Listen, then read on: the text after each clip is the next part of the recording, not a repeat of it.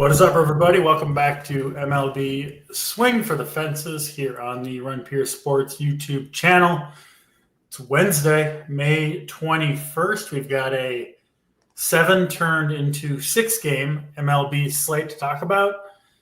Filling in for stats, or I guess switching spots with stats. We had stats yesterday. We got Steve Boyden today talking baseball and a tough pitching slate, Steve. One where, we've talked about it at length already. We'll get into it, but 6 games to choose from and some weather issues and kind of haves and have-nots at the pitcher position. We'll break it all down, though, Steve. How you doing on this? Well, I know you're not doing that well because it's been a tilting early slate. But other than that, how you doing on this Wednesday? Yeah, well, I thought the early slate pitching was pretty straightforward, and that didn't end up being straightforward. So maybe this is just the opposite. Got the O's hat on because they finally won a damn game. God, they've been so miserable. But yeah, no, it's an interesting slate. Only a 6-gamer. Usually when I'm on with you, it's 12, 13 games. So yeah, not too bad. Thanks to Stats for filling in yesterday. Was feeling a bit under the weather, but good to go here and excited to break it all down. Yeah, those Wrigley Field hangovers are tough, but I'm glad you're feeling better today, Steve. Let's jump into these games. First game on the slate is banged, as you like to say. Atlanta, Washington, not on here. So we start out in, I think, one of the more interesting spots on this short slate. Mets at Red Sox. Tyler McGill pitching for the Mets, been pretty good. Kind of a part-time reliever, part-time starter type thing.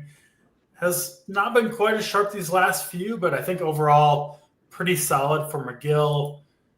8,300, I guess maybe we could look at him.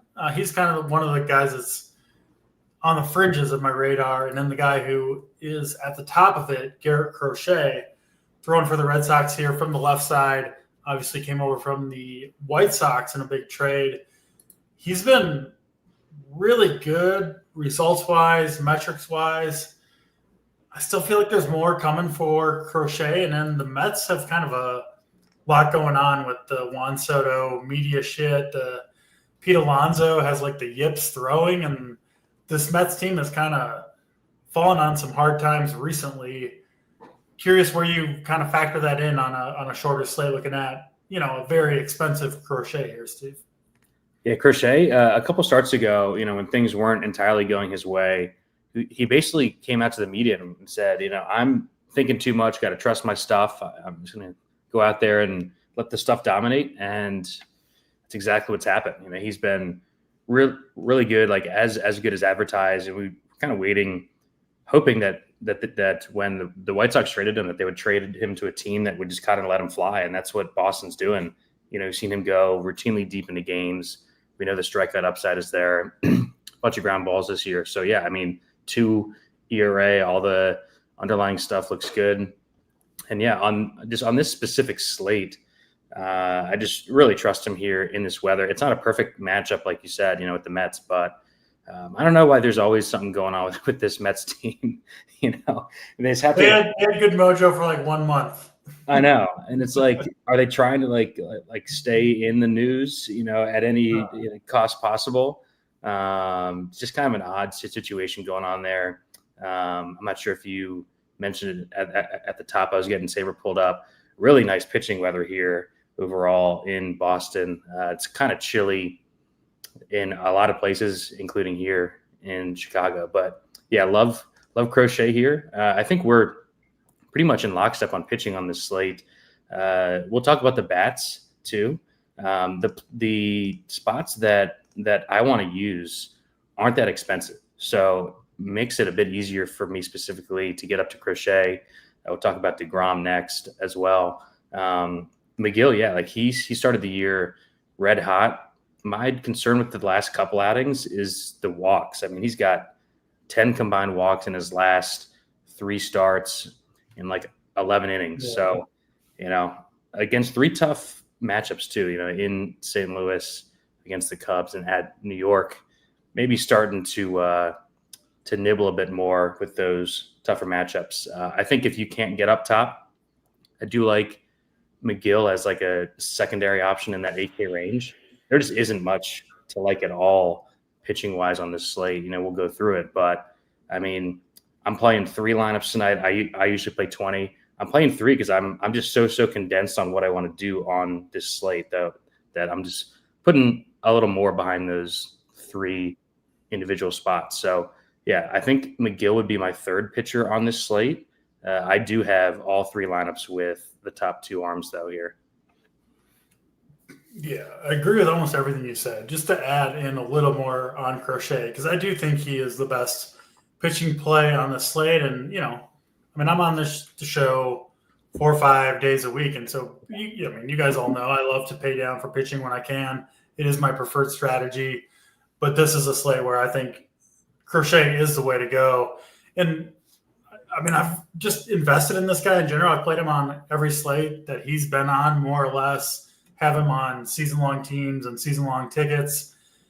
I still think there's like a level coming for Crochet that we haven't quite seen yet, Steve. And even the Red Sox broadcasters, like, I don't think there's that much to be gained from like literally watching baseball compared to the projections that we have. But sometimes you can get, some information that maybe goes overlooked. And they've been kind of saying all season that like Crochet and the Red Sox staff like kind of thinks he hasn't quite dialed it all in yet, and they're kind of still working at it, but they seem like they're getting close. And they were talking about him yesterday, like he's like, big dog's ready to go out and show something against this Mets team. Again, it's, there's no numbers-based analysis there, but it is something. And on a slate where, there's just not going to be very many good pitching scores on the slate, right? If you get 30 plus from Crochet, which I think he can do here, I think you're looking pretty good. Yeah. And like, we'll talk about how the pitching fits with each other. I think if you pay down on this slate, you're taking a huge risk, right? If you pay down with a May, Vasquez, someone cheap, and they give you 6, and Crochet and DeGrom each get 30, you're just dead.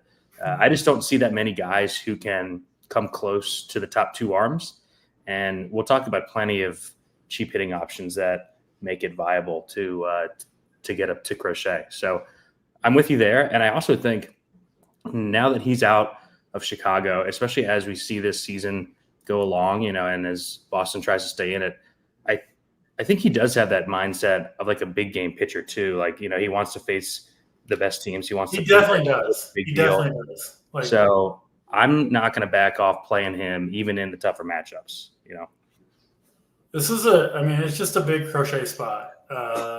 Doesn't mean it'll come through, obviously, but it does feel like one where I think we could see a really big game out of Crochet if he's able to dial in the strike zone, basically, is what it is for Crochet. We go to the next game on the slate, and another pitcher that we're going to talk a lot about, Jacob deGrom here, pitching for the Rangers. Kind of seems like an underrated story or part of this baseball season, Steve. deGrom's return from injury. He's missed a lot of time and has come back as, he's in his, mid to upper 30s now, as still one of the very best pitchers in all of baseball. I've been on him most of his last few starts. The price has climbed to $10K, but he's earned it. And he faces this Yankees team, who I've honestly recommended almost no pitchers against as core plays. I think making an exception tonight for deGrom against the Yankees, wind blowing in, cool in Yankee Stadium, and deGrom has been really, really good, essentially on every metric that you could possibly look at. So a rare slate where I kind of want to pay for both, or I do want to pay for both pitchers, Crochet, deGrom, Yarbrough. We're desperate enough for pitchers on this slate that we looked at him, but I think we both came away with the same conclusion. Can't do it for 6,500 against, a pretty decent Rangers offense. So a lot of deGrom here for me and not a ton else. What are you doing here, Steve? Yankees and Rangers. Yeah, if Yarbrough were at like the Coors pitcher price here at 5K, I think you could make at least some argument for it in this weather. But for a guy who's been out of the pen for most of the year, just kind of getting ramped up with the Carrasco injury / demotion. I don't think we can get to him here at 6,500. It's just too expensive. But yeah, I'm with you. I mean, with the teams that I want to stack that we'll talk about, they're cheap enough bats in all of the lineups that I'm interested in to get to the Crochet DeGrom pairing. Like you said, it's just, it's honestly just been awesome to see him stay healthy for, an extended stretch of starts after he has gone through so many injuries. I mean, he's 36 now. It's wild that he's only started 220 games in his career, right? Because, he was talking before the season about like purposely. I mean, he was like maxing out, right? He was throwing like 101, 102, just a level that no one has been able to throw that hard for very long without sustaining injury. And so now it seems like he's physically kind of at that same spot and choosing, to throw 98 and 99 instead, which now it seems like he's kind of learning to pitch like that a little bit to me. Yeah. Also, the time off, obviously tough for him, but, it's a fresher 36-year-old arm than most of these guys, who have been pitching for 15 straight years. Yeah. I mean, the velo looks good. It's actually bumped up in a couple of big spots this year. And kind of like what we were mentioning with Crochet, this is as big of a big game hunter as we have as a starting pitcher, him going back to New York where he pitched for so many years, different team, obviously. But yeah, I think that he's getting up for this game against the Yankees at Yankee Stadium. Good pitching weather, maybe some drizzle. We had some questions about if we expect this game to play. I think it's going to be fine. I think they're all going to play. I'm not too worried about Yeah, the one before we were going live that I was worried about was the Nats game anyways. I'm playing this game as if it's going to be fine here. And yes, similar conditions to Boston, chilly wind blowing in. His bugaboo has always been the random fly balls that sneak out. So this weather's going to help him there too. So I mean, we've talked 2 games. I'm not going to have any bats in either of these games, and actually locking both pitchers today. Crochet and DeGrom. Yeah, we're riding together on that one.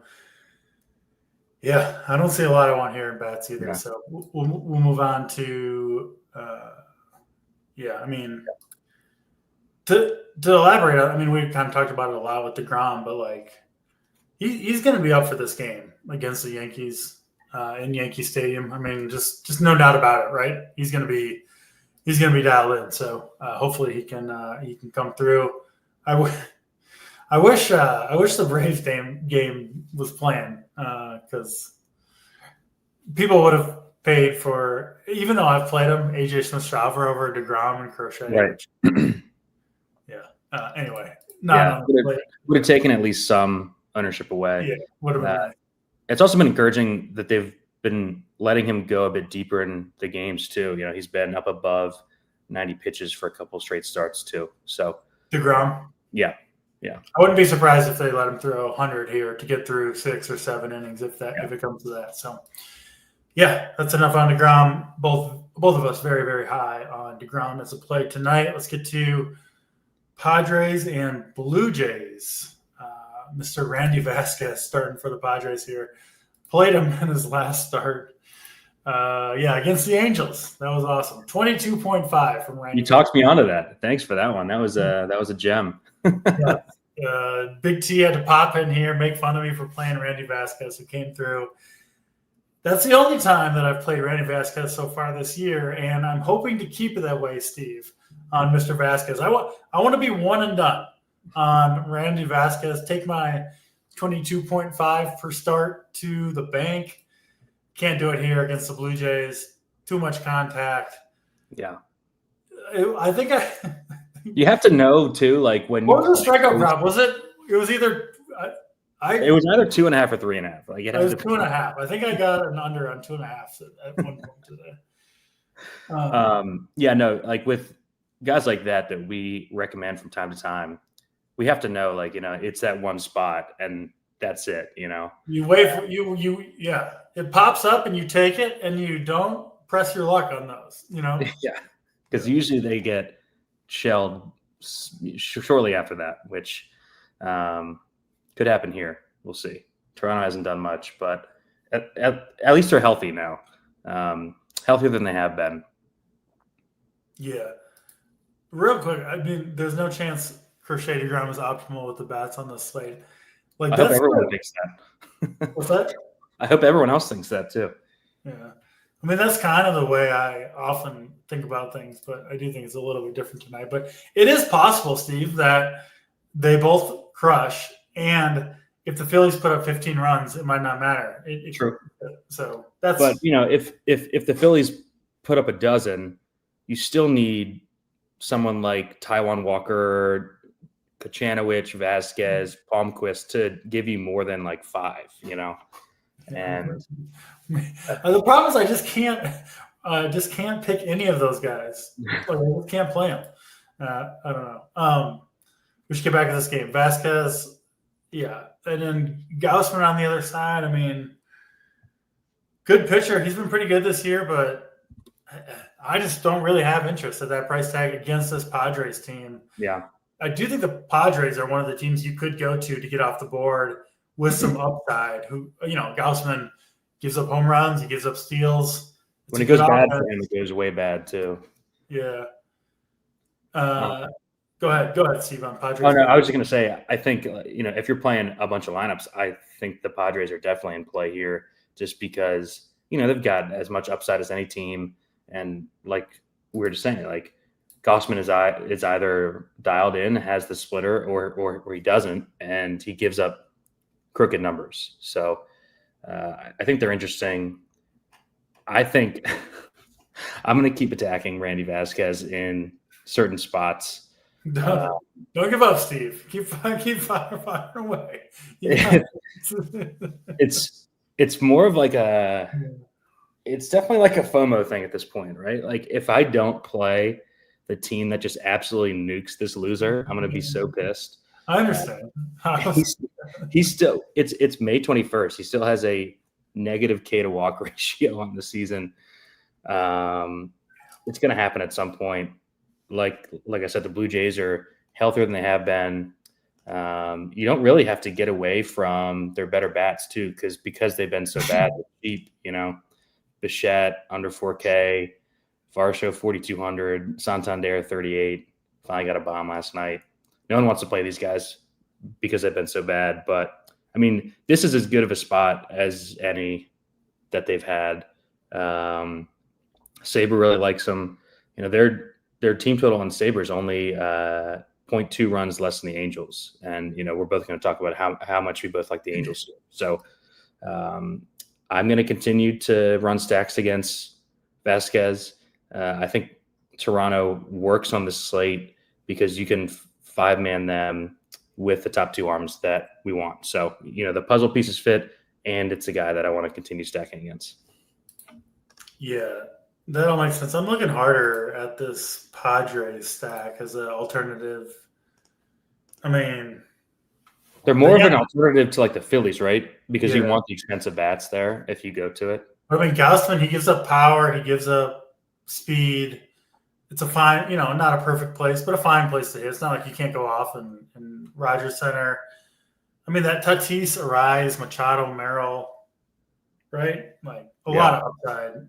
Cronenworth, yeah, they could do some work. So might be in on. And again, with Gausman, it's like true with him because he's a 2-pitch pitcher, right? He's fastball splitter. So if he doesn't have either one of those, it can get really, really ugly. So you can usually tell pretty early in his starts too, or like when he spikes. I live bet his starts more than any other pitcher. Yeah, you watch him miss with his like first 3 splitters he misses the zone by 3 feet, and you're like, oh God, here it comes. Yeah, exactly, because he doesn't have another answer. Well, and you can kind of tell that the hitters know it too, right? So yeah, it's an interesting spot to get different on what's now a even smaller slate. Absolutely. Let's get to, I guess, the big game of the day, Phillies and Rockies.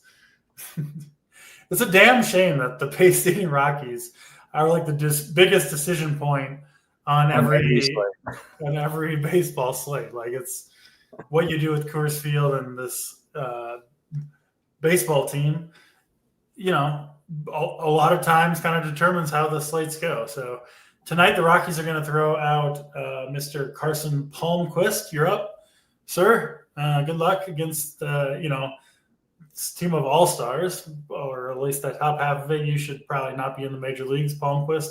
He's actually one of their better prospects if you buy into that. I don't know.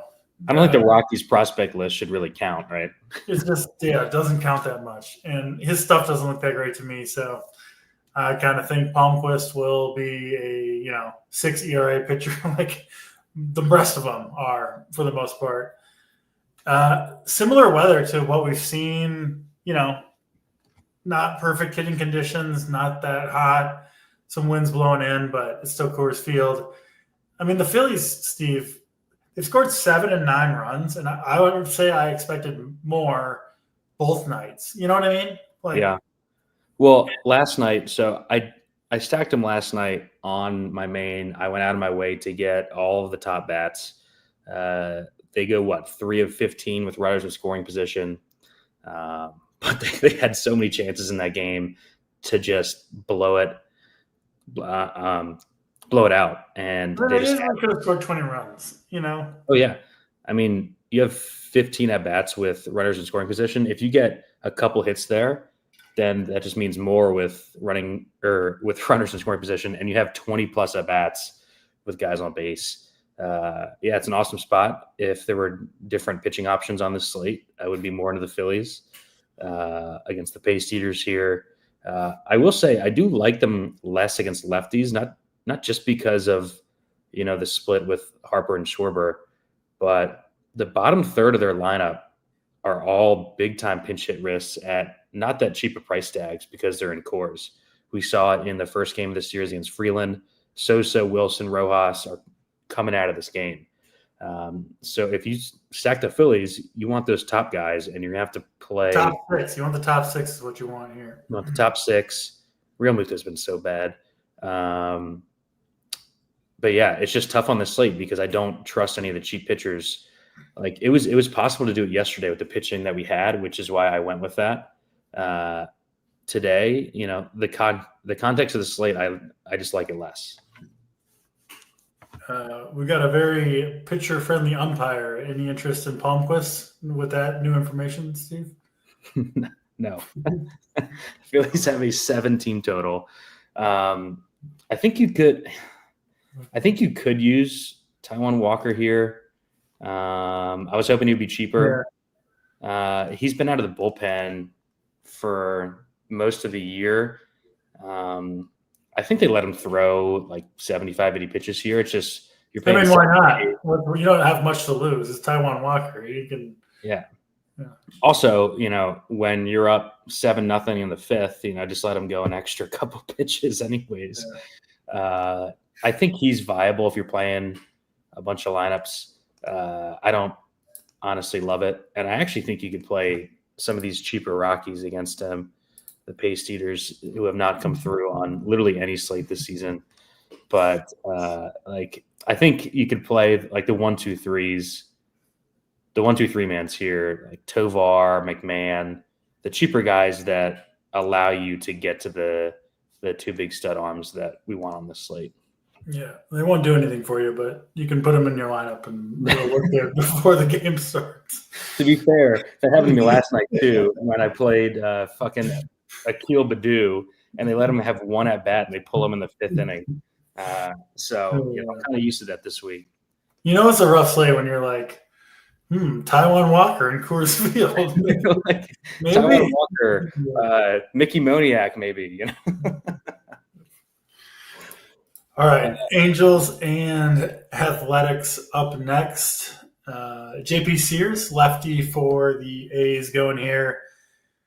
I think a pretty good spot for this Angels right-handed power. It almost seems a little too obvious, Steve, perhaps, to play this right-handed power against the lefty Sears in the minor league park in Sacramento with the winds blowing out. And then Jack Kohanowitz going for the Angels.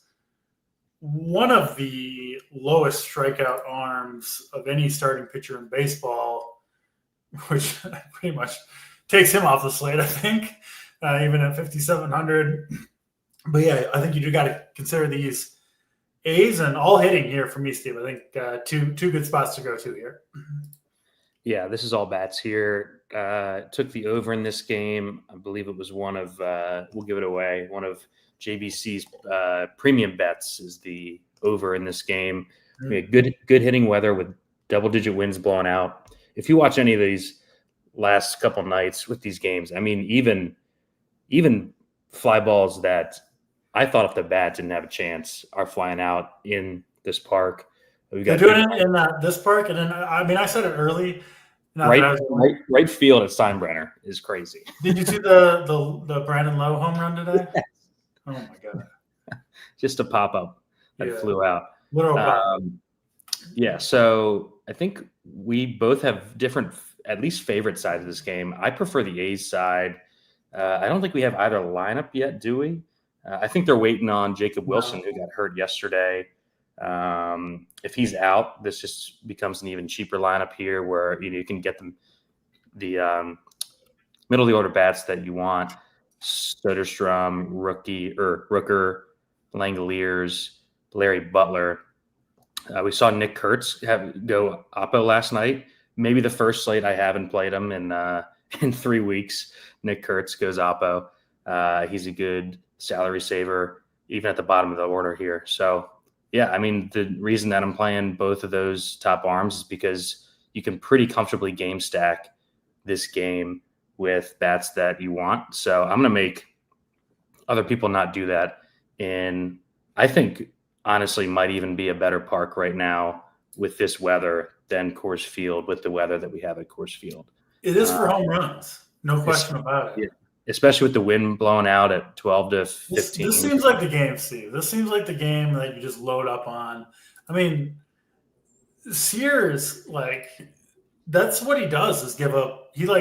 When he had success, it was in the Coliseum, and most of his success was at home, giving up fly balls that couldn't get over the fence. Letting him die, and that. Yeah, these 360-foot morning track fly balls. It's not going to work here, those are all going over the fence if he tries to pitch that way. And I don't know if he has really another way to pitch. So I have to love this Angels power, which is most of their lineup. Most of their lineup has pretty decent power, frankly. And then, when you can see it, right? When you just need to hit any decently struck fly ball and you got a chance at a home run, it's not quite like Wrigley, but it's not that far off from what the Wrigley Win games will play like and have played like.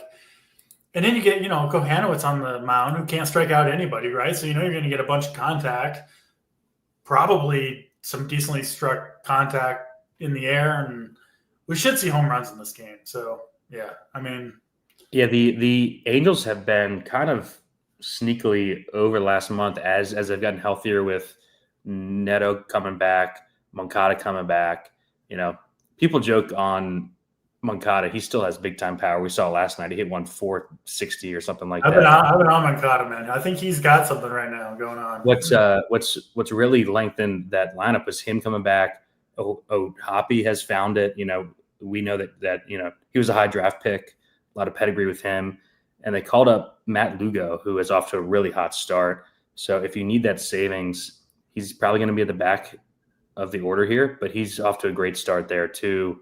And an interesting way to get different. I think the people who are going to play the Angels here are just going to play one, I'm assuming Neto, Soler, Ward. I think all 9 Angels are good plays. All 9 of them. I don't see a bad play in there. So in a spot that'll probably be decently popular, I think playing someone like Lugo is interesting, especially because he is off to a great start here. I'm on both sides here. I actually posted my core before the show, and it's a game stack here with the top 2 arms. Angels. We can't play Moncada. He's facing JP Sears. He's out. Tony, when JP Sears is out of the game in the top of the third, he's going to be just fine. I'll just bump up Moncada a couple more points there in Old Saber Sim and see what happens. Thanks, Big T. Anything more to add? This game, I think we covered it. Did you mention? Joe's right here. Ward has had a ton of pop, especially of late. Probably going to be the highest owned guy in this game, but deservedly so against a fly ball lefty. Yeah. Go Angels tonight. Let's get to the last game then.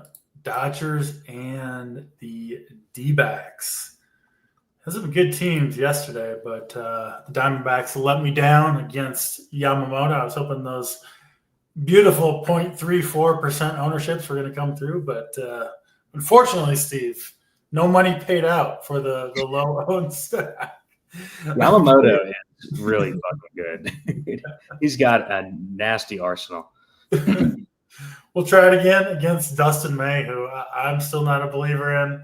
He did pitch well against the D-backs last time. Has looked better recently. I still think the D-backs are very capable of blowing up Dustin May and doing it in a hurry. So I do like them as a low-owned option again tonight. I kind of like the Dodgers too. I know Burns has been better, but I wouldn't be surprised if this game saw a lot of runs, Steve. Did they faced Burns in that last series, right? And he just owned us because I'm pretty sure we may have been on that show where we're like, the Dodgers are going to kill Burns here, and he just. I called for. I'll take a big L. I've already taken this L, but I'll take an L again on Corbin Burns. I thought he was in the kind of the dust pile of veteran starting pitching, and he has not been. He's been awesome. So yeah, he has been craftier and more annoying than we've expected. That Cutter's just been good. I don't really know what to do this game. I've gotten it wrong both days for this series. I feel like these two teams are hard to figure out when they play each other. I know that we've stacked against Dustin May a good bit this season. Like you said, guys in the major leagues, it doesn't matter if you have good stuff. If you have two pitches, you're just not going to be able to get through lineups three times. And that's what Dustin May has. And that's why he's had issues, 45% hard hit rate this year. If your best pitch is a two-seamer in the major leagues, you're just. Don't you feel like the D-backs, they just saw him, they know what's coming here? If I were playing more lineups, I would be on some D-backs here. I will say like the bullpen worries me a little bit for the Dodgers, but yeah, I mean, I think we're going to be stacking against Dustin May a good bit this season. This is another park with double-digit wind blowing out to right center here at Dodger Stadium, nearly 70 degrees, which, doesn't sound great, but it's 20 degrees warmer than the East Coast games that we were talking about earlier. So, I'm not playing either pitcher here. I haven't gotten Burns right all season. I'm still not entirely convinced that he's going to keep this up. And I've stacked the Dodgers for like 9 straight slates, so I'm sure they'll just go nuts off of Burns tonight. We need Big T back in here to talk about this because, you can't play Moncada hitting from the right side. But he's 3 home runs and 4 bats against the starting pitcher? No. I mean, the BVP platoon battle here. Yeah.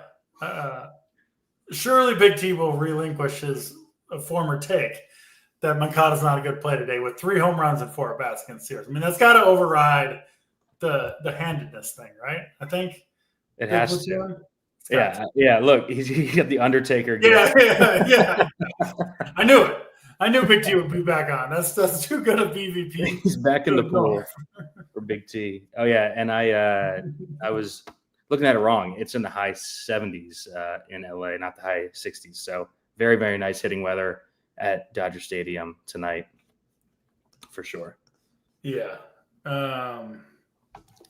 Again, I do think we could see runs here. It'll be interesting to see what Burns does against this team. But man, you just look at the numbers these two lineups like have put up against, opposing right-handed pitchers, and Specifically righties, they've just been crushing them. it's just up and down the lineup, like 350 plus WOBAs all over the place. So yeah, I do think we could see more runs than expected in Arizona and LA.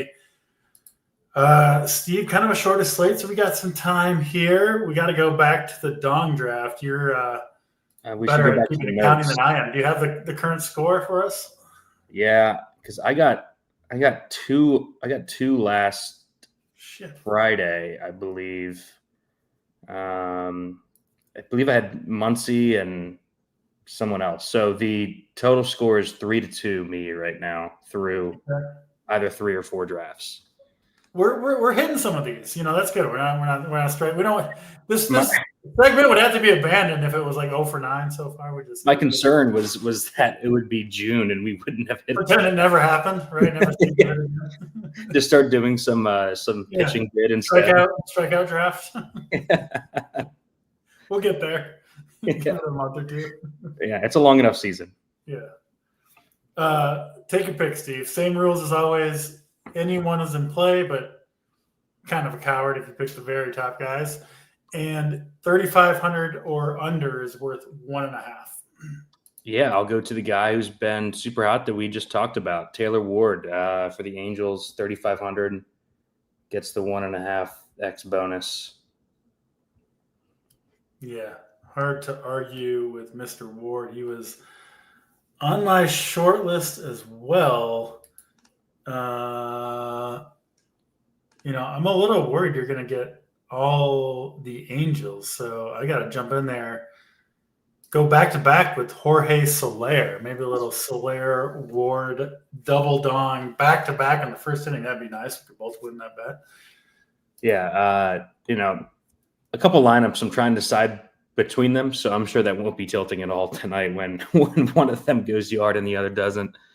I've got to take one Toronto, but I know you're not going to, so I'm going to save that for my third pick, just because it's fucking Randy Vasquez. So I'm going to go above the 3,500 here. I'm going to go with our guy Larry Butler to go yard with the 1x from the Athletics. I like that call. I was on him yesterday, and I'll stick with him, although I've been on him plenty when he hasn't gone yard, but can't strike him out when you're Jack Kohanowitz. So I think Nick Kurtz gets another. Make it back-to-back for Mr. Kurtz. Give me a little 1.5 bonus down there. He had a very nice oppo bomb, like we were talking about earlier. All right, I need a Toronto bat here against my nemesis, Randy Vasquez. I'm going to go with a guy who's been shit all season, but he got one last night. He's going with bombs in back-to-back days. Tony Two Bags, Anthony Santander. I like that call. Love the you know what? I'm going to join you on the lefties versus Vasquez train and take one over 3,500 as well. Mr. Dalton Varsho, come on down. Shown some power for the Blue Jays recently.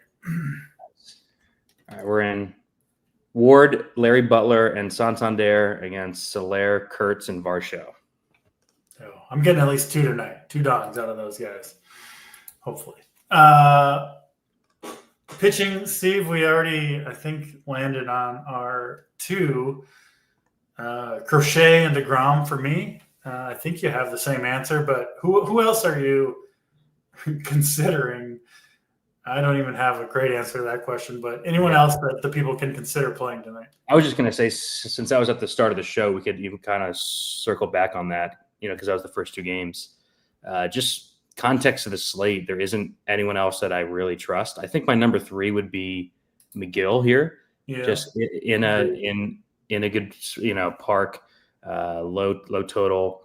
He just has to avoid the walks. He's done it this season. The price is fine if you need the savings from the Crochet DeGrom tier, but just in the context of this slate, there isn't anyone at their price points that I want to play. And the bats that we've outlined that we're into are playable with the top 2 arms. So That's what I'm going with here. We got someone asked him about Yarborough. Yeah, like at his tag, we just need more duration from him, I think. Duration upside, and like he just doesn't bring enough strikeout upside at 6,500 if he could possibly throw 60 pitches or something. I would say to the viewer, if you've got someone you think can give you 12 or 15 fantasy points down there, play them, right? Because that's a big edge on this slate. We don't see one is the problem. I mean, it just is what it is on that. Like, I just can't trust any of those guys, those cheap guys. None of them look good to me. No. And both of us, like we said, are usually pretty comfortable playing some uncomfortable cheap pitching. So just the context of the slate thing, just to note real quick, we just got the Phillies lineup. Looks the same to me against lefties with those three at the bottom that I think that you have to be careful with at their price tags as chalk. Sosa, Wilson, Rojas, I think. Big time pinch hit risk for the bottom third of the Phillies order here. Makes sense. We're on the same pitching. We did the Dong draft. Stacks, Steve. Who are your favorite stacks tonight? Obviously, Philly a good way to go, but who else are you looking at? Yeah, so we like the game out in Sacramento the most, but my off the board stack is Toronto. Randy Vasquez, we're going to get your ass at some point, and I'm not going to miss it. Not my favorite team overall, but at least this is the healthiest they've been all season. And adding Varsho in there just lengthens his lineup a lot. Makes a lot of sense. I really like the Angels against JP Sears. I do think, some bust risk there because Sears isn't that bad, but I think the upside super, super high for a cheap stack. And then I do like the D-backs again as a contrarian stack against Dustin May, who I know he's pitched okay, but I think a blow up starts coming for Dustin May pretty soon. That'll do it for this show. I'll be here with JT Hayes tomorrow, normal time. I think we got enough games on Thursday to get it done. And we'll of course be in the Discord. Got articles, playbook, projections, scores, everything you need over at Run Pure Sports for the members. Till tomorrow, he's Steve Boynton. I'm Draft Sheet. We're out of here.